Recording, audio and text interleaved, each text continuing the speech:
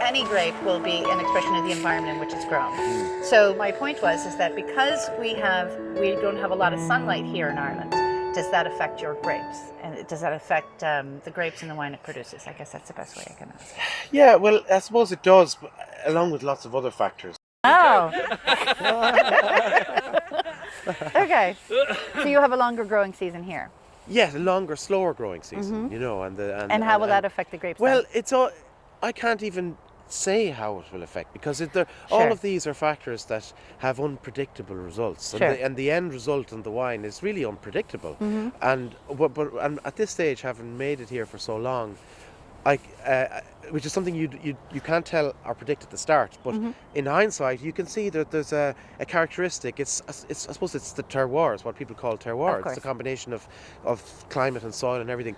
And it's characteristic. It's different, and I can tell, even though each year varies, there's a kind of a common. I can't even put it into words. It's just I know my wine, you know. And when people taste it, it's not like something they've had before because it's a different set of circumstances. No one's ever made wine here ever in history before.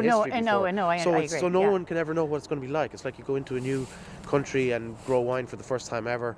When they started growing in New Zealand for the first time ever, same story. Who knows what it's going to be like, and you don't know until you make it. So it's characteristic. It's all relative to where it's grown. I understand that. Yeah. So, but what I'm saying is, if you were to compare, for example, the wine that you produce to a wine that was made in the Napa Valley, let's just say hypothetically, let's say you went out to the shop and you bought a bottle of Napa Valley Red. Now, how would you compare your wine taste-wise to that? That's what I'm trying to get to. First of all, I'm not very familiar with Napa Valley wines, but I know they would be fruit forward, heavy, meaty high wines, alcohol. high alcohol, exactly. full-bodied, grown in a very hot climate.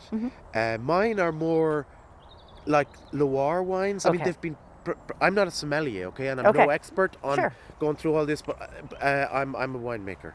I don't have all the language of a sommelier and everything, but what other people say, and wine writers and tasters and sommeliers, journalists, they've compared it to Burgundy or maybe lighter Bordeaux wines, more delicate Bordeaux's, and Loire. Even like Cabernet Franc in particular, even though the wine isn't Cabernet Franc, but people sometimes think it's Cabernet Franc. Oh, okay. You know? So it has the eucalyptus and the it's aromatics. Yeah. Okay, very good. Yeah, and lighter, more delicate, more elegant, maybe fruity. You know. Sure, because essentially what you want is balance. Yes. So wines that are produced in a hotter environment then will have a lot of fruit concentration, but not always have the acidity and the tannins that you'd need. Yeah. So I'm hoping that your wine has that nice balance that we were looking for. Well, I think it does. Yeah. Okay. And I think it's something that has evolved for me over my years of winemaking, because it's such a, it's such a slow learning process. You have one chance a year. Oh yeah. You mess it up, you don't get to try again until next year. So actually, in your lifetime as a winemaker, you've only a certain number of chances. Sure. It's not like baking bread, which you can do every day of the year, or making beer you can do every week. Absolutely. Wine is once a year. So I think in the years I've been making it, I've been able to steer it and achieve something that I'm really happy with now, in terms of balance and the quality of the wine. And you were saying to me before that you'll be able to increase your production as well? Yeah, well, of the vines that I have, the ones behind us here now, these are my oldest ones. They're about 20 years old now at this stage. And I have younger ones which were planted 3 years ago, 3 years ago. So when my younger vines are all in full production, then I will be at a certain level, I'll be at my I suppose peak for what I've planted right now. And how long will that take? I think in 2 to 3 years, my younger vines will be in 5 full to 10 swing. years, in 2 to 3 years from now. But when they're 5 to 10 years old. Yes. 5 years old is by then they're pretty much in full production.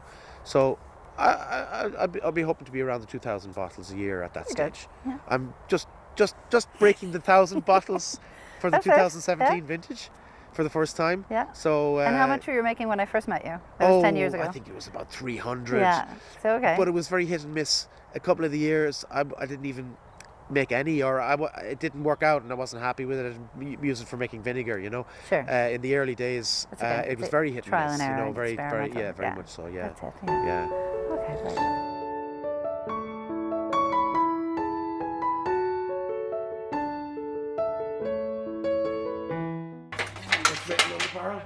So what do we have here for grapes?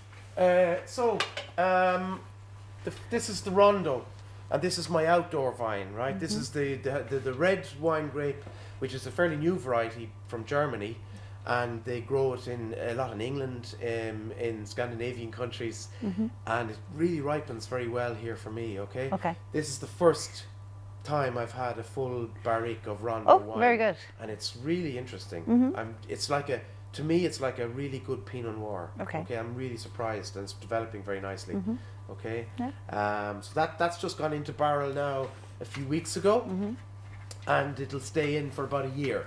And then be ready to bottle. Sure. All right. And what type of barrels are they? These are French oak barrels originally from Bordeaux.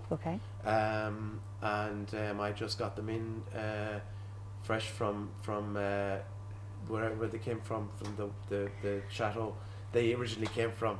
You bought them from them? They're not brand new. They're sure. Because new oak barrels now would be too oaky. Sure. For that grape, that's probably a lighter grape. The wine is too delicate to handle a heavy oak. You know. So this will give a subtle barrel aging to the wine over the course of the year. And do you know how long they were the barrels were used? I have different ages. This one is this has had 2 fills of wine in it already.